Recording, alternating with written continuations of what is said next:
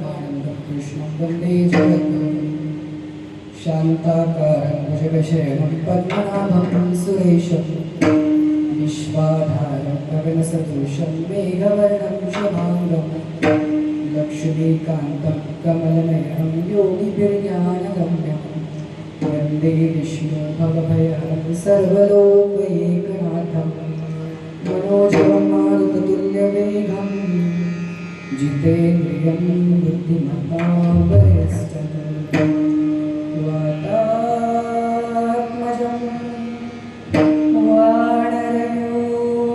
वानरयूतमुख्यं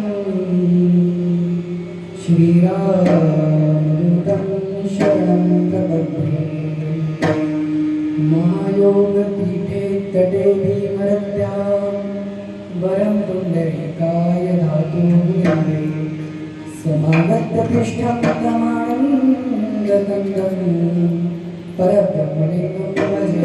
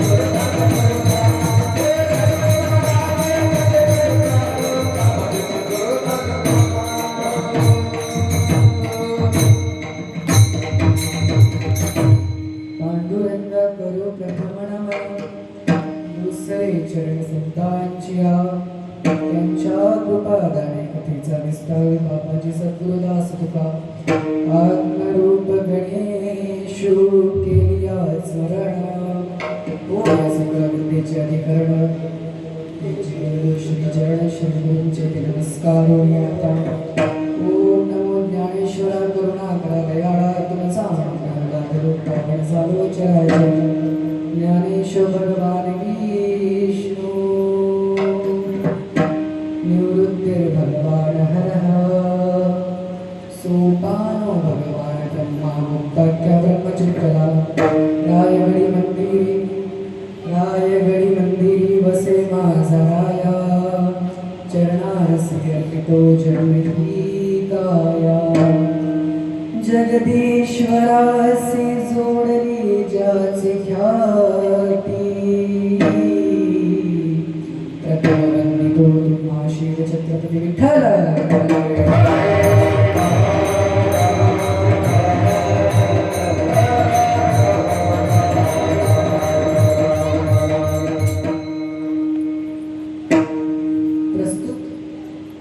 प्राप्तस्थळी प्राप्त प्रसंगी कीर्तन रूपे सेवेकरिता अर्थात निरूपणाकरिता निवडलेला अभंग महान वैराग्य देहू निवासी ज्यांच्या गाथेचं पारायण आपण प्रस्तुत सप्त्यामध्ये करत आहात पारायण म्हणा किंवा भजन असेल असे असणारे वैकुंठ गमन करणारे वारकरी संप्रदायाच्या कलशस्थानी विराजमान असणारे जगत माननीय जगत वंदनीय जगद्गुरु श्री संत तुकाराम महाराजांचा अगदी 4 चरणाचा असं उत्कृष्ट अभंग आहे. विठ्ठल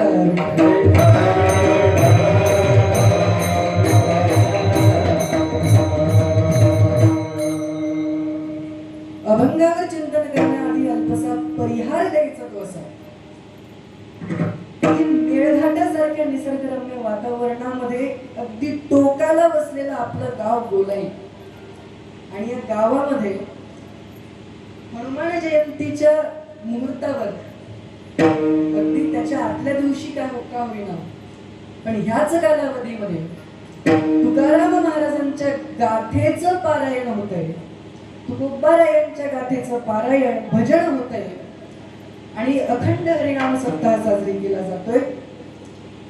या माझ्या आजोळामध्ये या अखंड हरिनाम सप्त्यामध्ये माझी 4थ्या दिवसाची कीर्तन रूपी सेवा खरोखर माझं भाग्य आहे. या कीर्तनामध्ये एक खरं सांगू, निसर्गरम्य वातावरण आहे, आनंदमयी वातावरण आहे आणि अशा ठिकाणी येऊन बसल्यावर ज्यावेळी आपण परमार्थामध्ये मग्न होतो, ज्यावेळी कानात काहीतरी चांगले शब्द पडतात, भगवंताचे शब्द पडतात, त्यावेळी मन कसं प्रसन्न होऊन जातं आणि मग प्रत्येकाला वाटतं आनंद ह्या जीवनाचा सुगंध करी दरवळावा, पाव्यातला सूर जैसा पोटातून ओघळावा, आनंद ह्या जीवनाचा सुगंधा परी दरवळावा. आनंद आहे, मोठा आनंद आहे आणि या मोठ्या आनंदामध्ये सप्ताह कसाही असो, लहान असो मोठा असो, आनंद मोठा आहे आणि ह्या मोठ्या आनंदामध्ये माझी 4थ्या दिवसाची कीर्तन रूपी सेवा माझं भाग्य आहे, माझं अहोभाग्य आहे, परमभाग्य आहे. आणि हो, आपणास जे शब्द माझ्या मनाला पचतील, जे वाक्य माझ्या मनाला सुचतील, ते आपणा सर्वांना रुचतील आणि इथं उपस्थित असलेल्या गायक वृंदांना, पखवाजवाद्यांना आणि सर्व ज्येष्ठ बांधवांना, वडीलधाऱ्यांना पचतील असे वचनशील विचार मांडण्याचा, वचनशील गोष्टी मांडण्याचा मी इथे प्रयत्न करेन.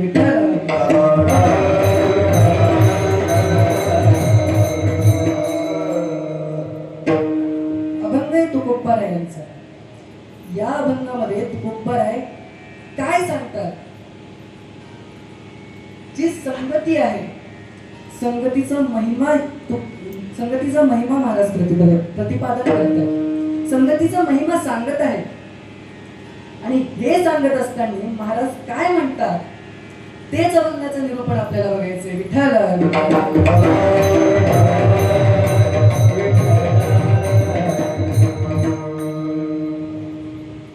बघायला गेलं तर प्रत्येकाला अपेक्षा असते, प्रत्येकाला वाटतं माझं काहीतरी चांगलं व्हावं, म्हणून काहीतरी चांगलं व्हावं, ह्यामध्ये भर पडावं, असं व्हावं तसं व्हावं. प्रत्येकाची काहीतरी अपेक्षा असते, इच्छा असते, आशा असते.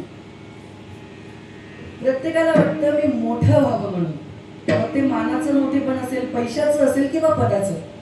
आज मला इतके लोक मानतात तर उद्या ह्याच्यापेक्षा जास्त असले पाहिजे. आज मी एवढे पैसे कमवतो तर उद्या मला बोनस मिळाला पाहिजे.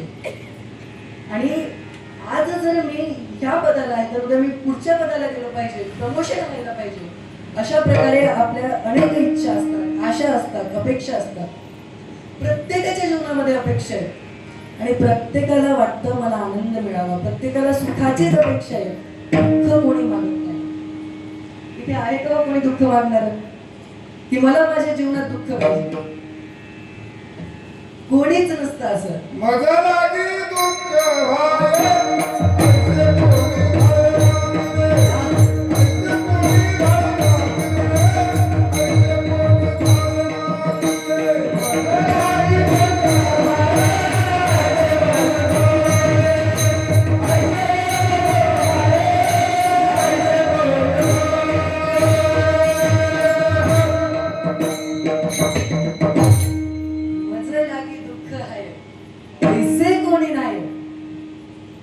प्रत्येक गोष्टीवर प्रमाणे. आता मी जरी सांगू शकलो नसेल तर आपल्या गायकांनी सांगितलंच ना. म्हणजे ह्या गोष्टीला देखील पुरावा आहे की कुणालाच दुःखाची अपेक्षा नाही, कुणालाच वाटत नाही की मला दुःख मिळावं. प्रत्येकाला सुख हवं असतं. पण एक गोष्ट सांगतो, छोटस दृष्टांत आहे. एक गाढव होतं, गाढव गाढ झोपलेलं. त्या गाढवाला काहीतरी कामाला लावायचं म्हणून मालकाने त्याला उठवायला सुरुवात केली. गाढव काही उठेच ना.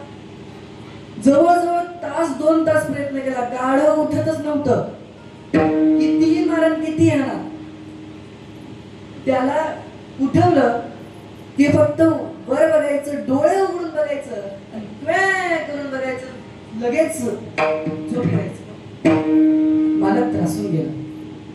मग एका शहाण्या माणसाने सांगितलं, तू एक काम कर म्हणून, त्या गाढवाच्या पाठीवर एक लांब वेळू बांध आणि तो वेळू जो बांधलाय त्या वेळूच्या टोकाला, पुढच्या टोकाला एक हिरव्या गवताची पेंडी बांध.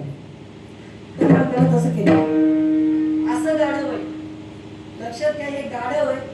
गाढवाच्या पाठीवर असा वेळू बांधला आणि वेळूच्या पुढच्या टोकाला गवत बांधलं आणि मग गाढवाला उठवलं. बघितलं तर काय, गाढव उठलं, गाढवानं बघितलं आणि पुढं दिसतंय गवत. गाढव उठला देखील आणि चालायला देखील लागला. हिरवगार गवत होत. आता गवत पाहिजे म्हणजे गाढव चालणारच. मग गाढव मागं गवत पुढं, असा प्रसंग निर्माण झाला. मग आता मला सांगा, किती दिवस चालल्यानंतर त्याला ते गवत मिळेल? किती दिवस चालल्यानंतर त्या गाढवाला गवत मिळेल? हिरव्यागार गवताची अपेक्षा आहे. पोटाचा विषय, पोटाचा. किती दिवस चालल्यानंतर त्याला गवत मिळेल? आयुष्यभर जरी चालत राहिला तरी त्याला गवत मिळणार नाही, कारण त्या वेळू सोबत गवत पुढं आणि गाढव मागं. आणि मी ही गोष्ट फक्त गाढवाबद्दल सांगतोय असं नाही. फक्त गाढवाच्या ठिकाणी माणसाला ठेवायचं आणि गवताच्या ठिकाणी सुखाला, आनंदाला ठेवायचं. जर सुखाची आपण अपेक्षा केली तर सुख मिळत नाही.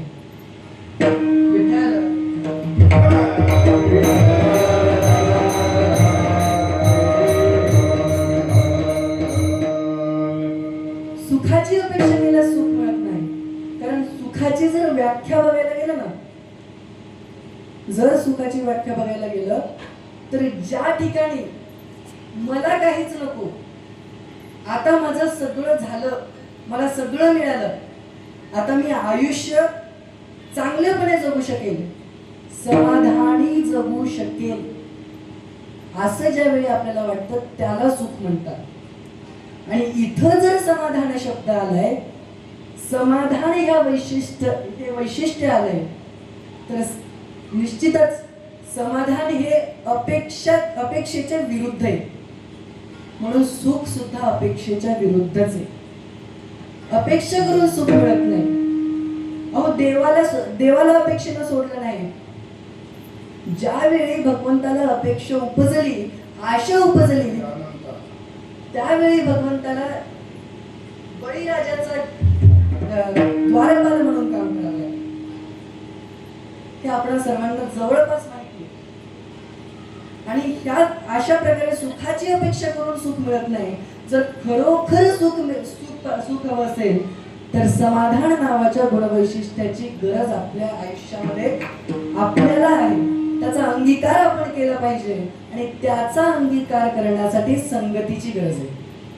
आणि ही संगती कशी असावी, काय असावं, याचाच पुरावा देताना महाराज पहिल्या चरणामध्ये सांगतात,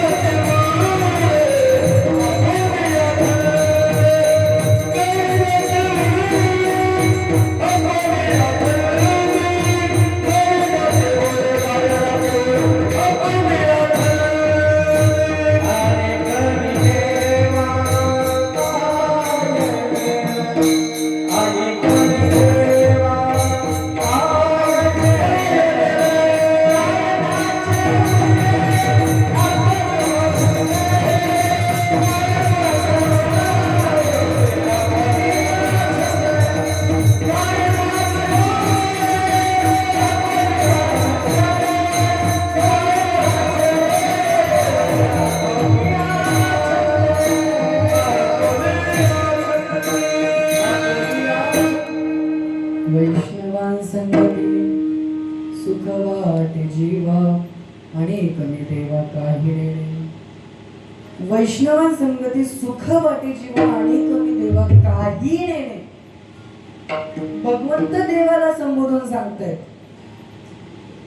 तुकोबाराय देवाला संबोधून सांगतायत. देवासोबत बोलत असताना तुकोबाराय देवाला म्हणतात की हे देवा, की हे परमात्मा, हे पांडुरंगा, मला वैष्णवांच्या संगतीमध्ये सुख मिळतं, वैष्णवांच्या सोबत असताना माझा आनंद आहे, त्याशिवाय मला काहीच नको आणि कमी देवा काही नाही. बघा म्हणजे इथं तुम्ही बरं सांगताय वैष्णव म्हणजे कोण? वैष्णव म्हणजे जे भगवान विष्णूची भक्ती करतात. विष्णू मनोदया अवघी देवा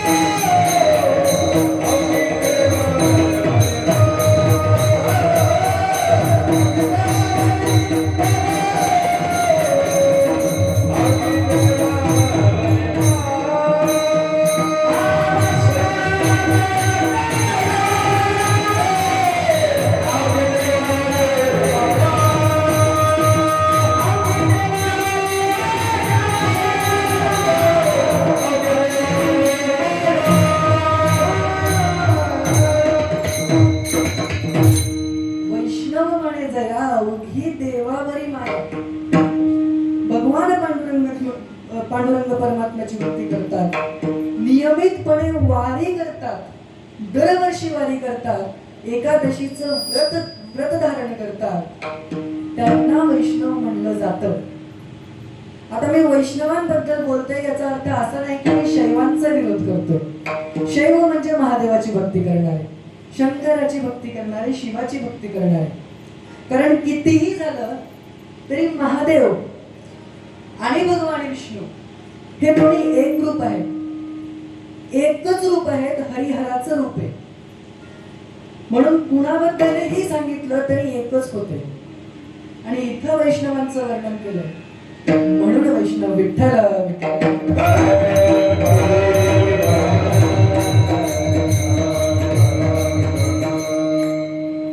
तुकोबाराय सांगतात की भगवंता, मला वैष्णवांच्या संगतीमध्ये सुख मिळतं, मला वारकऱ्यांच्या संगतीमध्ये सुख मिळतं. अरे वारकऱ्यांच्या संगतीमध्ये सुख कसं मिळतं आणि वारकऱ्यांच्या संगतीत राहून परिवर्तन कसं घडतं हे एका उदाहरणातून समजून घेऊ. आपल्या सर्वांना माहिती आहे तो मनुष्य, ते संत. पण मी सुरुवात करणार त्याच्या अगोदरपासून, त्यांच्या पूर्वीच्या जन्मापासून.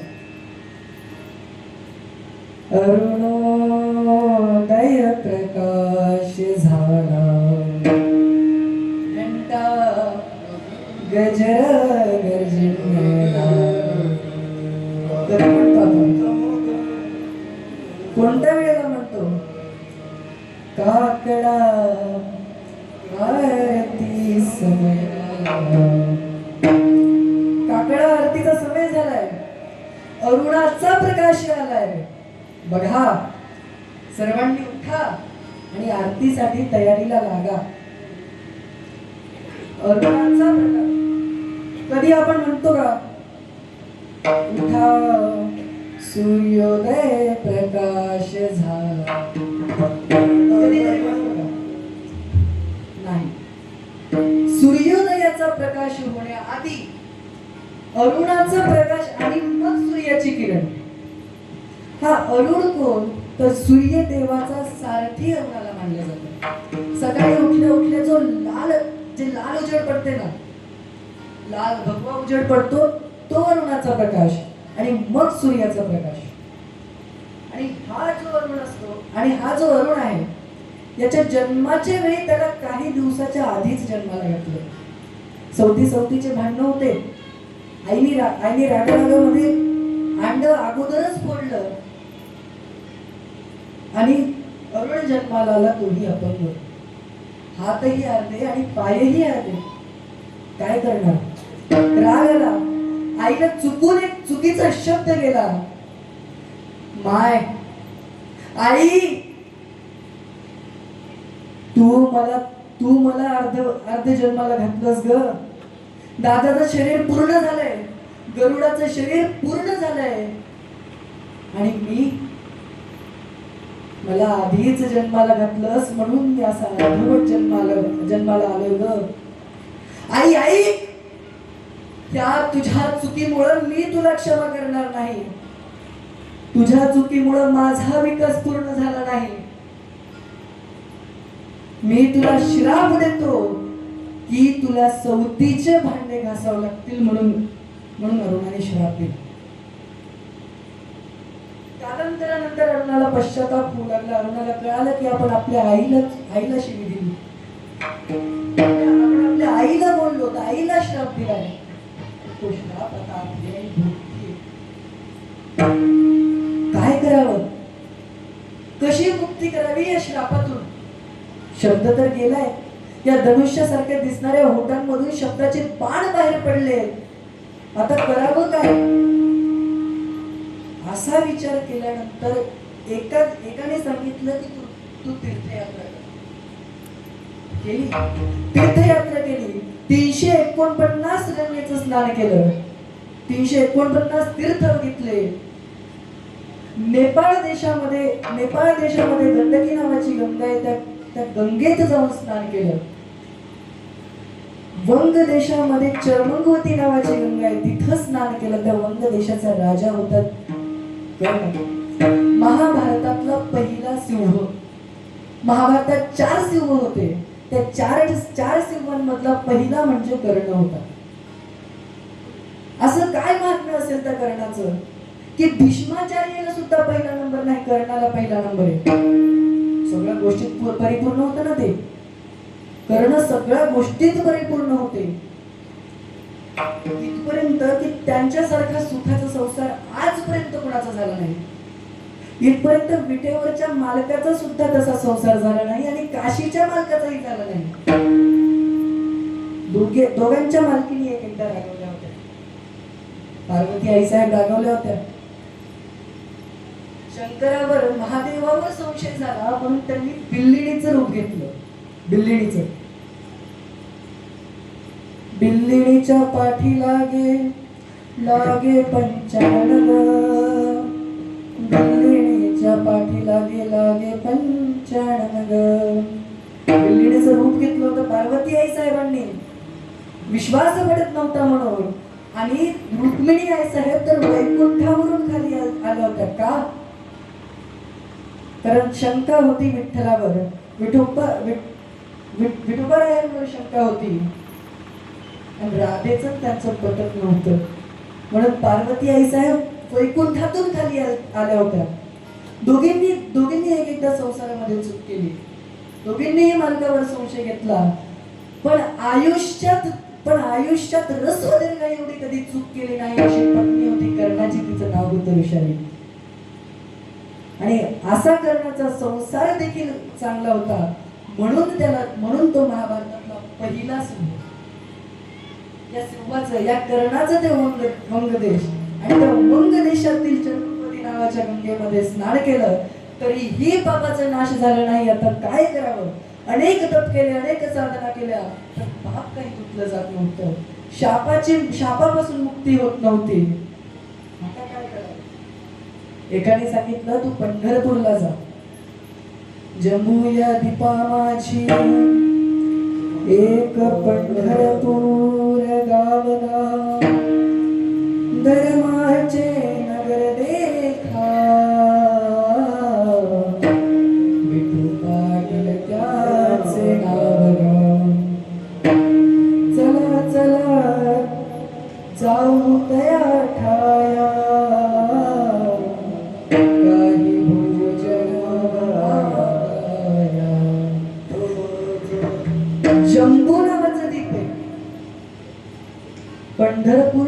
नावाचं गाव आहे आणि त्या पंढरपुरामध्ये विठू नावाचा पाटील आहे. त्याचं जाऊन दर्शन घे, तुझ्या पापांचं नाश होईल. कसं जायचं? कसं जायचं त्या दर्शनाला? ऐक, मराठी महिन्यानुसार आषाढी महिन्यामध्ये एक एकादशी येते. त्या एकादशीची मोठी वारी असते. सोहळा असतो, सोहळा. त्या वारीमध्ये वारकरी बनून जावं लागेल. त्यावेळी खरं दर्शन होईल. अरुणाने ठरवलं आणि सूर्यदेवाला प्रार्थना केली. सारथी होता सूर्यदेवाचा. सूर्याला म्हणाला, हे भगवंता देवा, मी तुमचं जन्मोजन्मी सेवा केली, जन्मोजन्मी मी तुमचा दास आहे, पण कधीच 1 रुपया सुद्धा मागितला नाही, काहीच मागितलं नाही. आता फक्त एक इच्छा आहे, देवा मला मनुष्य करा ना, मला माणूस करा ना. केलं, देवानं माणूस केलं. अरुणाला पुढच्या जन्मामध्ये माणूस केलं, पण तेही अर्धच. सूर्यदेव म्हणाले, अरुणा, अरे जर म्हणाला असतास की पूर्ण शरीराचा माणूस करा तर केलं असतं ना. अरुण म्हणाला, देवा मला वाटलं तुम्ही करताल. नाही अरुण, तोंडातून शब्द पडला म्हणजे पडला. झालं. मग आता तू काय करणार? वारी करणार. कशी? लोटांगण घालीत वारी करणार म्हणला अरुण. आणि तोच अरुण म्हणजे कुर्मदास. आपणा सर्वांना माहित असेल कुर्मदास. हेच संत कुर्मदास जे की अरुणाचं रूप होतं, अरुण नावाच्या पक्षाचं रूप होतं. वारीला गेले, वारकऱ्यांच्या संगतीमध्ये गेले, वैष्णवांच्या संगतीमध्ये गेले आणि लोटांगण घालीत वारी करायची. रात्रीचं कीर्तन ऐकायचं. जेवण वगैरे झाली की आपल्याला काही वारीतल्या लोकांसोबत जाता येत नाही म्हणून आधीच निघायचं. रात्री सगळे झोपले की निघायचं, पुढच्या ठेप्याला जाऊन पोहोचायचं. तिथल्या लोकांना सांगायचं की दिंडी येणार आहे, सावध राहा, तयारीला लागा. आणि सगळ्या तयाऱ्या करून घ्यायच्या. संध्याकाळी दिंडी आली की कीर्तन ऐकायचं, जेवण करायचं, भजन करायचं आणि पुन्हा निघायचं. असा नेहमीचा दिनक्रम कुर्मदासांचा झाला होता. असं करता करता पोहोचले, भरपूर लांब पोहोचले. लहुळ या गावापर्यंत पोहोचले. लहुळ मध्ये आले. काय करणार? सहन होत नव्हतं. अंगाचे चिथडे निघाले होते. देह नासलं होतं. कुठवर आता हे देह साथ देणार? वारी करायची होती, तेही लोटांगण घालीत. इतकं आपण पुढे आलो, आता मात्र सहन होईना. एका झाडाच्या खाली मूर्छित पडलेला देह सहन होत नव्हतं. तडफडत होते कुर्मदास. आणि तेवढ्यात दिंडी आली. दिंडीतल्या लोकांनी बघितलं की हा कोण मनुष्य आहे, हा कोण आहे जो एवढा तडफडतोय, एवढा त्रास याला कसा होतोय. भानुदासांचं लक्ष गेलं. संत भानुदास कुर्मदासाच्या जवळ गेले आणि कुर्मदासाला म्हणाले, कुर्मदासा, काय एवढा त्रास केला हो तुम्ही? माहित होतं ना आपल्याला वारी होणार नाही म्हणून, माहित होतं आपलं देह त्यासाठी समर्थ नाही म्हणून, मग एवढा त्रास करून घ्यायची काय गरज होती? कुर्मदास म्हणाले, नाही भानुदास, मला भगवंताची भेट घ्यायची. ज्या भगवंताच्या दर्शनाने सगळ्या पापांचा नाश होतं, त्या भगवंताची भेट घ्यायची होती. मला माझ्या आईच्या पापातून मुक्त व्हायचं होतं. माझ्या आईला माझ्या श्रापातून मुक्त करायचं होतं, म्हणून मी आलोय. ते पंढरपूरचा आनंद, तो सुख सोहळा बघायचा होता, म्हणून मी आलो होतो. पण आता काही माझ्याने ते होऊ शकेल असं वाटत नाही. म्हणून कसं एक कार्य करा, एक काम करा. माझा एक निरोप आहे, ते भगवंतापर्यंत फक्त पोहोचवा. भगवंताला म्हणावं की या जन्मी मी तुझ्या जवळ येऊ शकलो नाही, पण पुढच्या जन्मी मात्र मी तुझं दर्शन घेतल्याशिवाय राहणार नाही. ऐकलं? पूर्वदासाने ऐकलं, भानुदासांनी ऐकलं आणि भानुदास जवळच होतं, पंढरपूर जवळच होतं. पंढरपूरला पोहोचल्यानंतर भानुदासांनी भगवंताला सांगितलं की भगवंता, तुझे लाखो वारकरी आलेत रे, तुझे लाखो भक्त पंढरपुरामध्ये आले, पण तुझा एक भाविक, एक वारकरी त्या लहुळ गावामध्ये तळफडतोय. भगवंता काहीतरी कर, पांडुरंगा काहीतरी कर. पांडुरंगाचं वाहन होतं गरुड, गरुडाचा भाऊ. गरुडानं सांगितलं, देवा तुझा पूर्वदास आहे ना, तो माझा भाऊ अरुण आहे, अरुण आहे तो माझा भाऊ. काहीतरी करा देवा, त्याची भेट घ्या. भगवंताने ठरवलं. दुसऱ्या दिवशी सकाळी भगवंत रुक्मिणीला म्हणाले की रुक्मिणी, आता तू पंढरपूरचा सगळं सांभाळ, हा वारकऱ्यांचा गर्दा, हे सगळं तू सांभाळ. मी येतो माझ्या एका भक्ताकडून, जातो त्या कुर्मदासाकडे. भगवंत निघाले, लहुळ मध्ये पोहोचले. कुर्मदासाला जवळ घेतलं आणि म्हणाले, कुर्मदासा माझ्यासाठी एवढं केलंस काय? सहन होत नसताना तू माझ्या दर्शनासाठी एवढं केलंस? कुर्मदास म्हणाले, भगवंता नाही, मला माझ्या आईला दिलेला श्राप मुक्त करायचा होता, माझं पाप धुवून काढायचं होतं. भगवंता, मला तुमचं ते देखणं रूप बघायचं होतं, म्हणून मी हा संकल्प केला. पण माझ्या नशिबात नाही वाटतं. तुमचं दर्शन तर झालं, पण पंढरपूरचं जे महात्म्य बघायचं होतं, पंढरपूरचा तो सोहळा बघायचा होता, चंद्रभागेमध्ये स्नान करायचं होतं, ते मात्र राहिलं. एवढंच. पांडुरंगानं त्याच क्षणी लहुळ गावाला पंढरपुरामध्ये बदललं आणि म्हणून आज त्या गावाला छोटं पंढरपूर म्हणतात. चंद्रभागा स्थापित केली. जवळपास पूर्णपणे पंढरपूरच दिसत होतं. आता पूर्वदासाला समाधान झालं. पूर्वदासाला आनंद झाला होता. आता म्हणे, भगवंता मला काहीच नको, आता हा देह मला तुमच्याच साठी समर्पित करायचा आहे. एवढं सांगून तिथंच त्याने सोडलं. गरुडाच्या डोळ्यातून पाणी येत होतं. भगवंताच्या डोळ्यात पाणी आलं. दास रडत होते. आणि आज जाऊन बघा, लहुळ गावामध्ये कुर्मदासाची समाधी आहे. विठ्ठल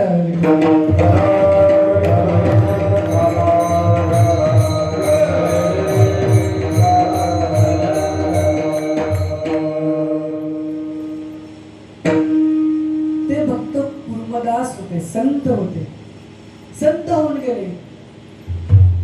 त्यांनी स्वतःच देह, हे शरीर कसंही असलं तरी पूर्णपणे भगवंतासाठी समर्पित केलं. मग आपण तर चांगले हातपाय असणारे धडापेट माणसे, आपल्याला माहिती देह भगवंतासाठी समर्पित केला होता आणि हाच देह मला तुझ्यासाठीच समर्पित करायचा आहे, त्याचा उपयोग तुझ्यासाठी करायचा आहे.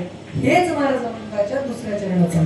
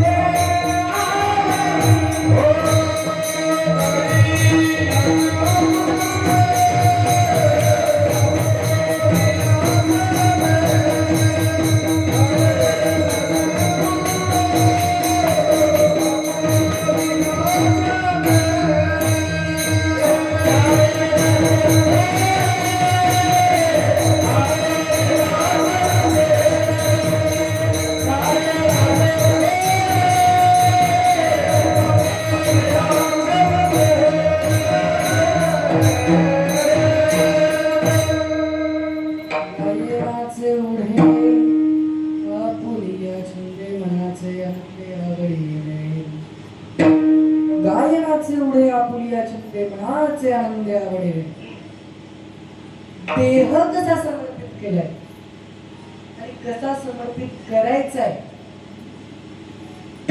ते यामधून कळतं की भगवंता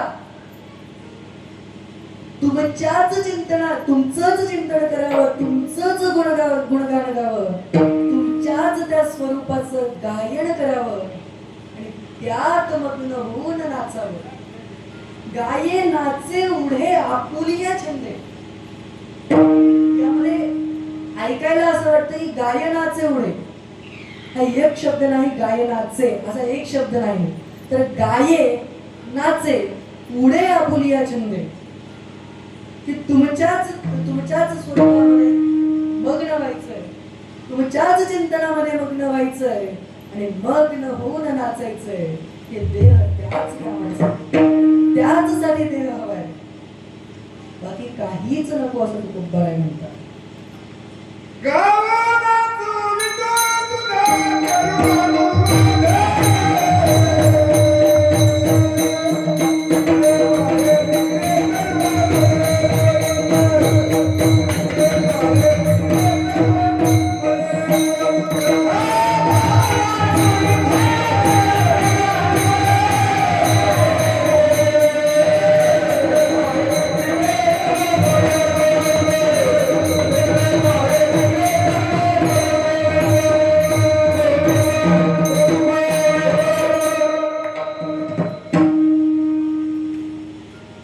गाऊनाचे विठा करू तुझाच अनुवाद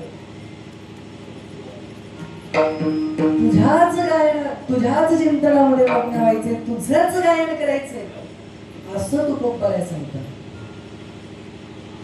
याचा अर्थ ज्या वेळी तू कोपाऱ्या भगवंताला बोलताय तेच मार्गदर्शन आपल्याला केलंय की हे आयुष्य आहे या आयुष्यामध्ये संसार करू नका असं नाही संसार करा कारण जर संसारच केला नाही तर जग कसं चालेल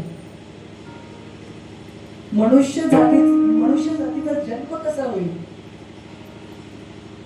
म्हणून संसार करा पण संसारामध्ये परमार्थाची साथ असू द्या ज्यावेळी आपल्याला वेळ आहे त्यावेळी भगवंताचं चिंतन करा नाचण्याचा छंद असेल तर भगवंताच्या चिंतनामध्ये नाचा अशीच एक भक्त होती जिचं नाव होतं कान्होपात्रा एक वेश्येची मुलगी भक्ती करुण धन्य झाली कान्होपात्रेला देवाना मंदिरात जाग दिली कान्होपात्र नावाची मुलगी होती वेश्येची मुलगी होती दिसायला एवढी सुंदर इतकी सुंदर की सुकलेल्या कमळाला जरी हात लागला ना सुकलेल्या कमळाला जरी तिचा हात लागला तरी ते कमळ उमलायचं रस्त्यानं चलत असली की सगळे जर तिच्याकडे बघायचे इतकी सुंदर ही कान्होपात्रा होती पण काय करणार दुर्भाग्य असं होतं की बापण जाणे तत्वता माय डावणी सर्वथा बाप माहित नाहीये बाप कोण आहे ते माहित नाही तर माय माहितीये पण तिचाही व्यवसाय काय करणार आईने प्रयत्न केला की कान्होपात्रेलाही आपल्या याच्यामध्ये घ्यावं आपल्या व्यवसायात रुजवावं तिनेही पैसे कमवावेत पण कान्होपात्रेला त्यात आवड नव्हती तिला भगवंताची गोडी निर्माण झाली होती भगवंतासाठीच हे शरीर अर्पित करायचं दुसऱ्या कामाला त्या शरीराचा नाश करायचा नाही हे कान्होपात्रेने ठरवलं आणि कान्होपात्रेने दर्शन घेतलं माऊलींचं ज्ञानोबारायांना विचारलं की मी एक वेश्येची मुलगी आहे मला परमार्थ करता येईल का हो? माऊली म्हणाले, कामापात्रे काळजी करू नको. हा वारकरी संप्रदाय आहे. या संप्रदायामध्ये कुठल्याच प्रकारचा भेद होत नाही. कुठली जात नाही, धर्म नाही, रंग नाही आणि कुठलाही तुच्छ प्रकारची वागणूक नाही. कोणीही कसंही असलं, कितीही वाईट मनुष्य जरी असला ना, तरीही त्याने जर एकदा ठरवलं तरी तो परमार्थ करू शकतो. आणि मग ह्यात तर तुझा काहीच दोष नाही. कोण म्हणतं तू अपवित्र आहेस? समाजाकडे लक्ष देऊ नको.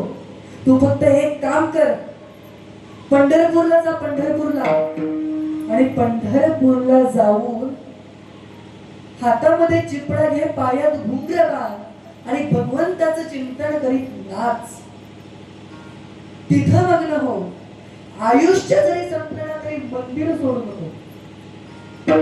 आयुष्य संपलं, मृत्यूला जरी आलीस तरीही मंदिर सोडू नको, असं माऊलीने सांगितलं. तसंच केलं. गेली पंढरपूरला, पंढरीला गेली, मंदिरात गेली, हातात चिपळ्या घेतल्या, पायात घुंगर बांधले, गळ्यात वीणा घेतला आणि भगवंताचं चिंतन करीत नाचायचे. तिचं नाचणं एवढं सुंदर होतं की तिच्याकडे बघून समाजाला आनंद व्हायचा. सगळ्यांना तिचं नाचणं आवडायला लागलं. ही वार्ता वाऱ्यासारखी बिदरच्या राजापर्यंत पोहोचली. त्यावेळी पंढरपूर हे कर्नाटक राज्यामध्ये होतं आणि कर्नाटक राज्यामध्ये जे बिदर होतं, त्या बिदर नगरीच्या राजापर्यंत ही वार्ता पोहोचली. त्या बिदरच्या राजाने ठरवलं की ह्या मुलीला आपल्या दरबारात वेश्येचं काम देऊ. जा म्हणे, आणा तिला, पकडून आणा, पकडून. सैनिकांना सांगितलं, आदेश केला. इकडे सैनिक आलेत, कानोपात्रेच्या पुढे आलेत. कानोपात्रेने बघितलं, मला पकडायला बिदरच्या राजाचे सैनिक आले. तो राजा मला तिथं नाचायला लावणार आहे. नको, मला त्यासाठी जायचं नाही. म्हणून कानोपात्रा पळायला लागली. कानोपात्रा पुढे, सैनिक माग, याप्रमाणे चालू होतं. आणि कानोपात्रा शेवटी भगवंताच्या जवळ गेली. भगवंताला म्हणाली, भगवंता, मला तुझ्या जवळ कर रे.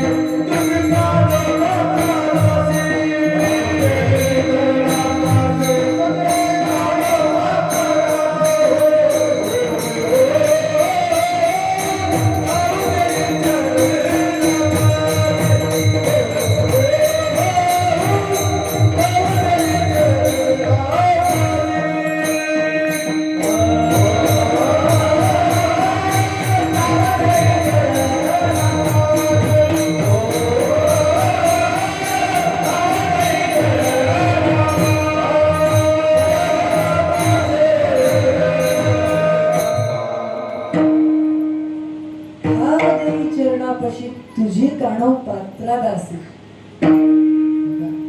गोड प्रमाणे किती गोड अभंग आहे कानोपात्रेचा.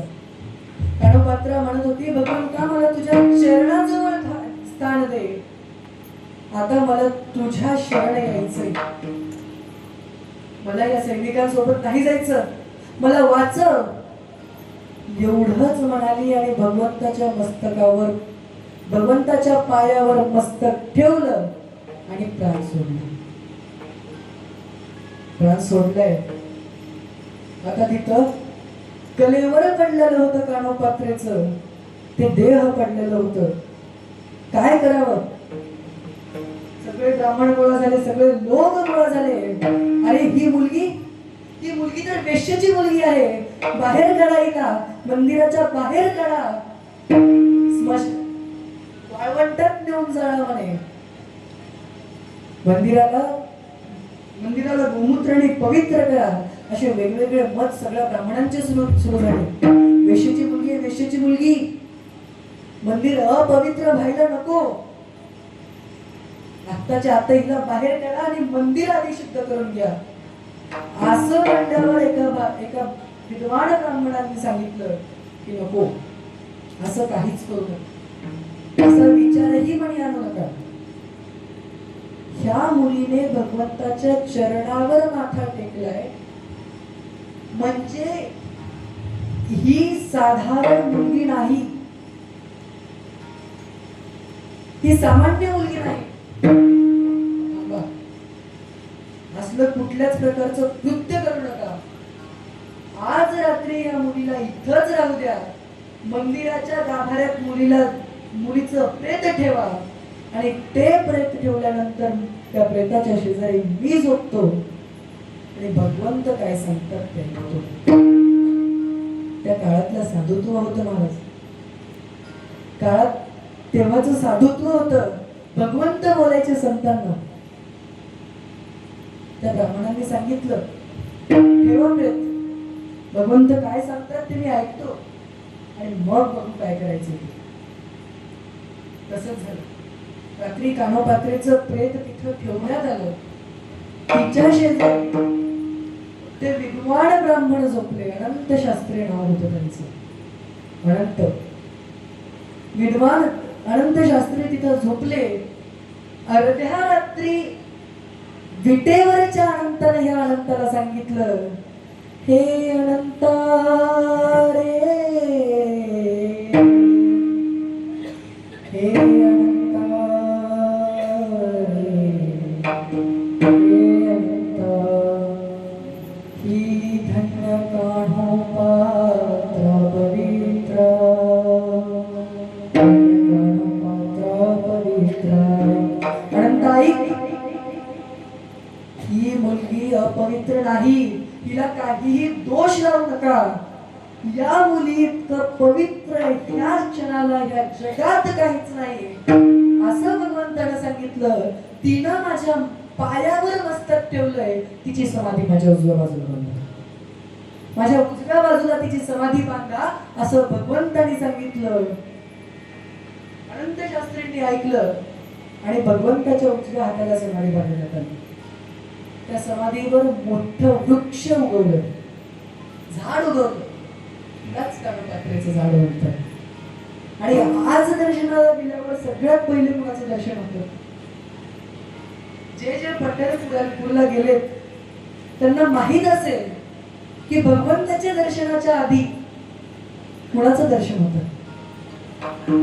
साखर दंडांनी बांधलेलं झाड आहे ते मंदिरामध्ये, कानोपात्रेचं झाड. त्या झाडाचं आपल्याला दर्शन होतं. म्हणजे भगवंतानी कानोपात्रेला मंदिरात जागा दिली.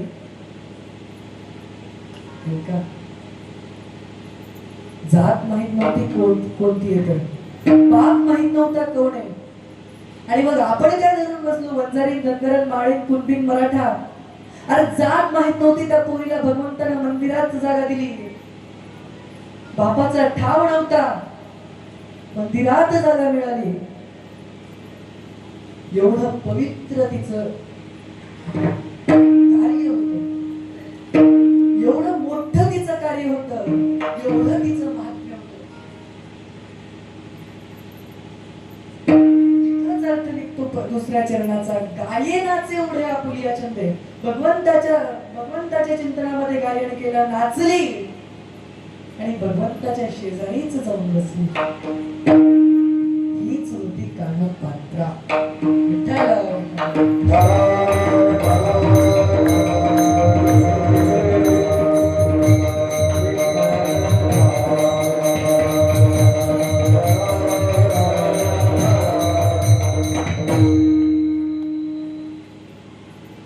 अशा प्रकारे आपण आपलं आयुष्य व्यतीत केलं पाहिजे. वैष्णवांच्या संगतीत गेलं पाहिजे. वैष्णव सज्जन असतात, भगवंताची भक्ती करणारे असतात. त्यांच्या मनामध्ये कुठलीही कामना, कुठलाही विकार, कुठलाही विचार नसतो, कुठलीही वाईट गोष्ट अंगी नसते. त्यांना वैष्णव म्हणतात. या वैष्णवांच्या संगतीत गेल्यास, या सज्जनांच्या संगतीत गेल्यास ऐका, आपण आहोत जन, संत लोक सज्जन, आणि जे समाजाला त्रास द्यायला बघतात ते दुर्जन. आयुष्याचं सार्थक करायचं असेल तर सज्जनांची संगत गरजेची. सज्जनांच्या संगतीमध्ये जायला हवं, आणि त्या सज्जनांच्या संगतीत गेल्यास जे परिणाम आपल्यामध्ये घडून येतात, जे समाधान नावाचं गुण वैशिष्ट्य अंगी येते. परमार्थाची गोडी लागली, परमार्थामध्ये समाधानच समाधान आहे, सुखच सुख आहे. त्याशिवाय दुसरं काय हवंय?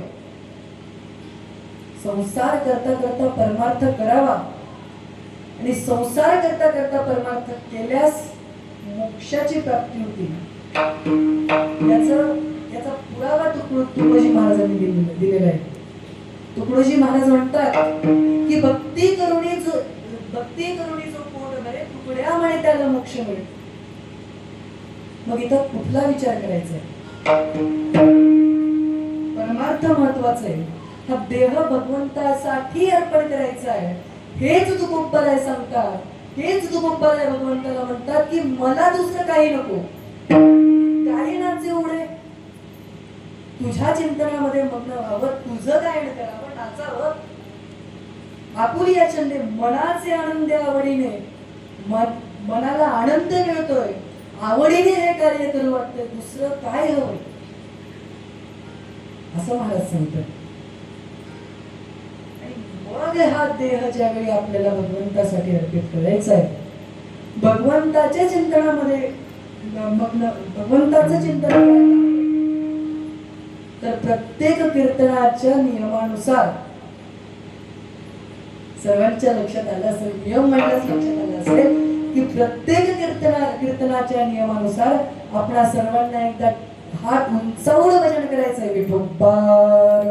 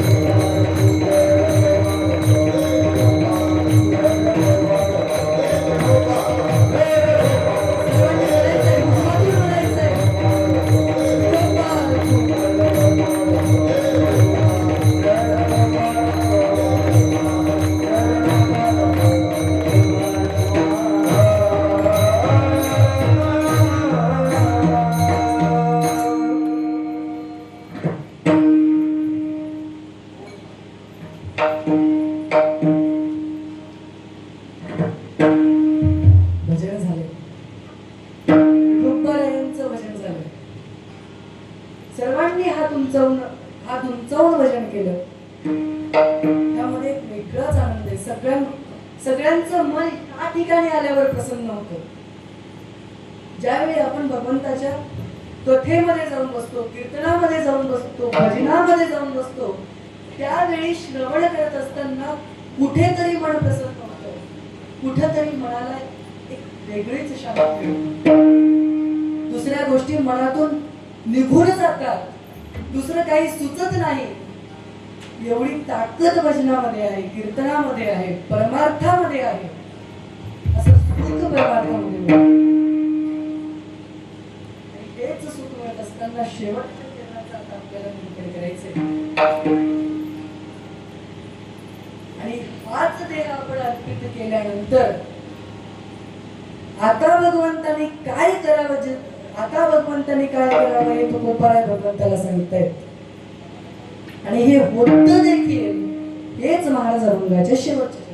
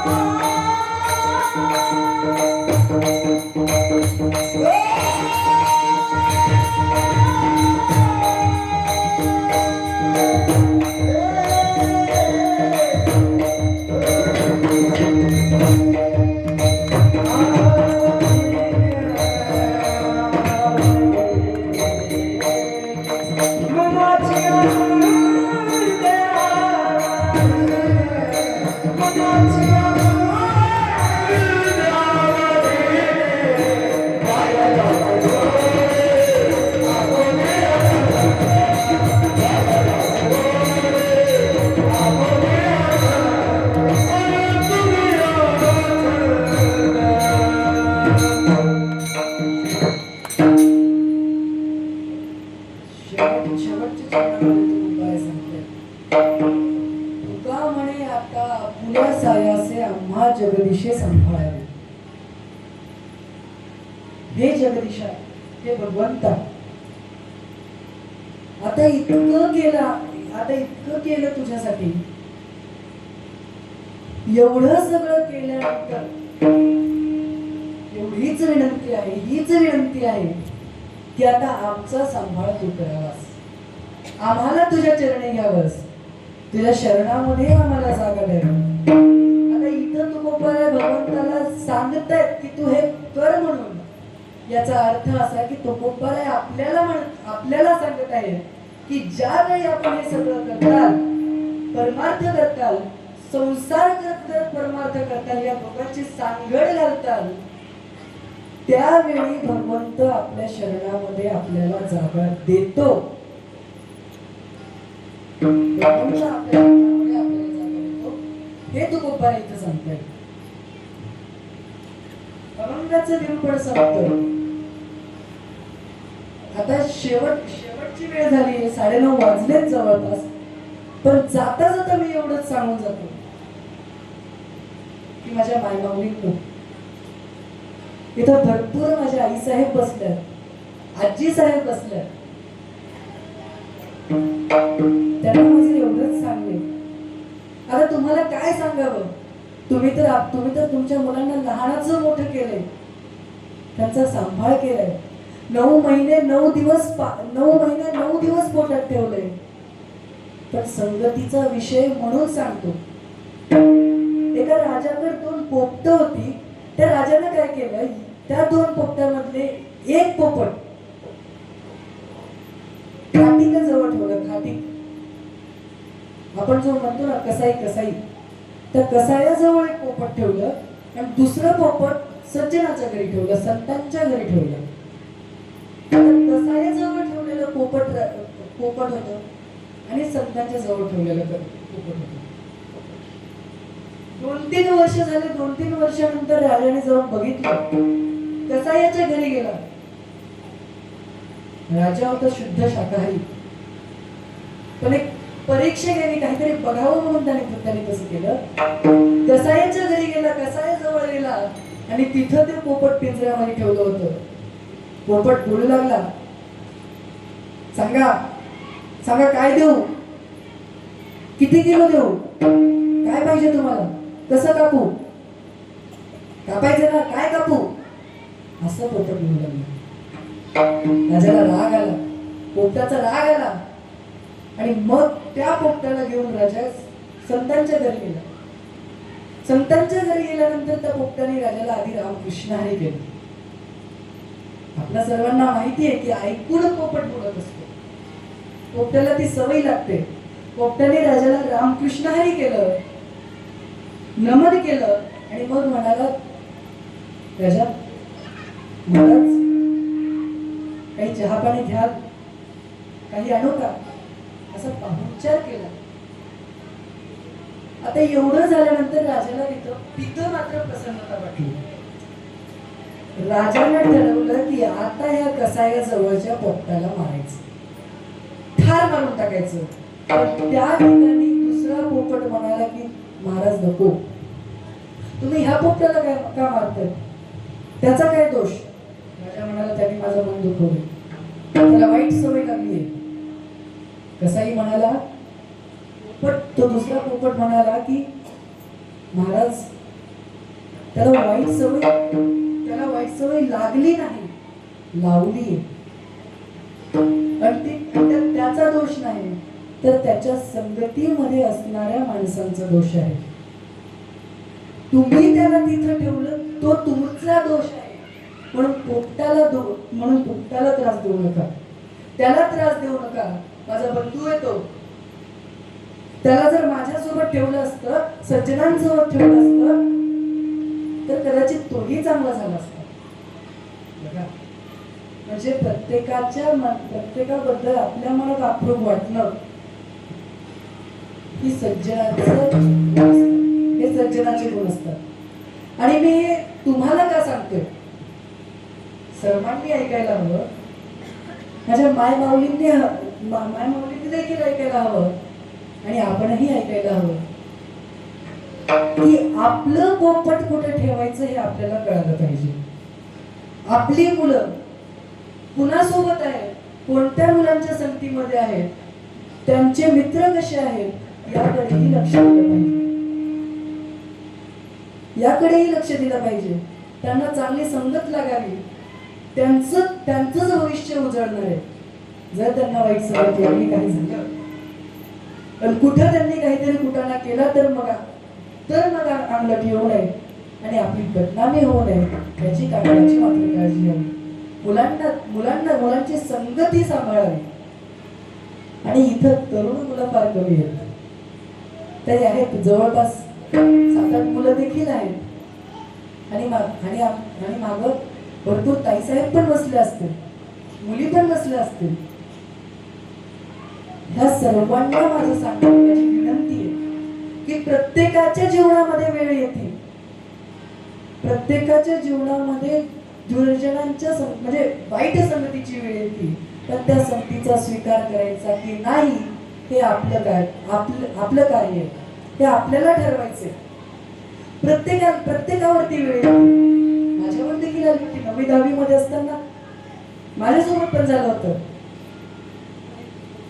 पण उचित वेळी उचित मार्गदर्शन मिळाल्यामुळं त्या ठिकाणाहून मी बाहेर पडलो.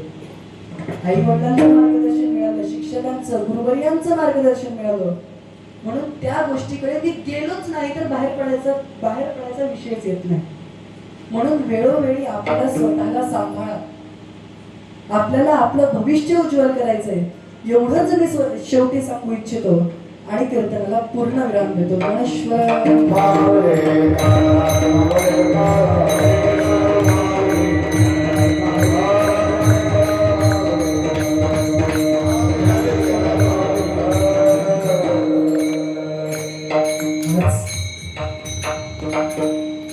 आज झालेली 4थ्या दिवसाची कीर्तनरूपी सेवा. आता यामध्ये भरपूर गोष्टी चुकल्याही असतील, तर त्याबद्दल मला विश्वास आहे की जैसा स्वभाव माय बापांचा आपत्य मुले जरी बोबडी वाचा, तरी अधिक तयाचा संतोष यातील, या उक्तीप्रमाणे आपण सर्वजण मला समजून घेताल. माझ्या चुका मला समजावूनही सांगताल. स्वतःच्या लेकरासारखं पुढच्या वेळेस परिवर्तन व्हावं यासाठी काळजीपूर्वक मला सांगताल जर चूक झाली असेल तर. आणि जे शब्द माझ्या मुखावाटे पडले ते भगवंताच्या आशीर्वादाने पडले, संतांच्या आशीर्वादाने पडले, त्याचं श्रवण करावं, त्याचा अंगीकार करावा, एवढीच अपेक्षा ठेवतो. शेवटी अपेक्षा शब्द आलाच. एवढीच इच्छा ठेवतो, एवढंच आपल्या सर्वांना विनंती करतो. आणि इथं उपस्थित असलेल्या सर्व गायक वृंदांना, तुम्हाला काहींचं नाव माहिती आहेत, काहींचं नाही, म्हणून मी नावच घेतलं, माफी असावी. सर्व गायक वृंदांना ज्यांनी मला इथून मागचे 2 तास अगदी योग्य साथ दिली, प्रत्येक वेळी मला माहित नसलं तरी प्रमाण देऊन त्याचा पुरावा दिला आणि तुम्हा सर्वांना विश्वास पटावा यासाठी मदत केली, त्यांना मी धन्यवाद देतो. त्यांच्या चरणी नतमस्तक होतो. आमचे मित्र मंथन महाराज पटवाजावर, त्यालाही धन्यवाद देतो. त्याने ही गोड साथ दिली. मंथनचा पकवाज म्हणल्यास विषयच नाही, हे आपल्या सगळ्यांना माहिती. महाराज उपस्थित आहेत. काल ज्यांचं कीर्तन झालं आपलं रवी महाराज कातकडे, त्यांची भेट झाली होती याच्या अगोदर, भरपूर वेळा झालेली. ते मला ओळखतात, मी त्यांना ओळखतो. पण शेवटी कितीही झालं तरी ते माझ्यापेक्षा ज्येष्ठच. सद्गुरू चोख महाराज वारकरी शिक्षण संस्थेमध्ये शिकत आहेत, त्यांच्याही चरणी नतमस्तक होतो. सगळ्या ज्येष्ठ बांधवांच्या चरणी, सगळ्या वडीलधाऱ्यांच्या चरणी, माझ्या माऊलींच्या चरणी नतमस्तक होतो. माझ्या आई वडिलांना नमस्कार करतो, नतमस्तक होतो. भगवान पांडुरंग परमात्म्याच्या चरणी नतमस्तक होतो. आदरणीय गुरुवर्य विठ्ठल महाराजांच्या चरणी नतमस्तक होतो आणि इथंच थांबतो. विठ्ठल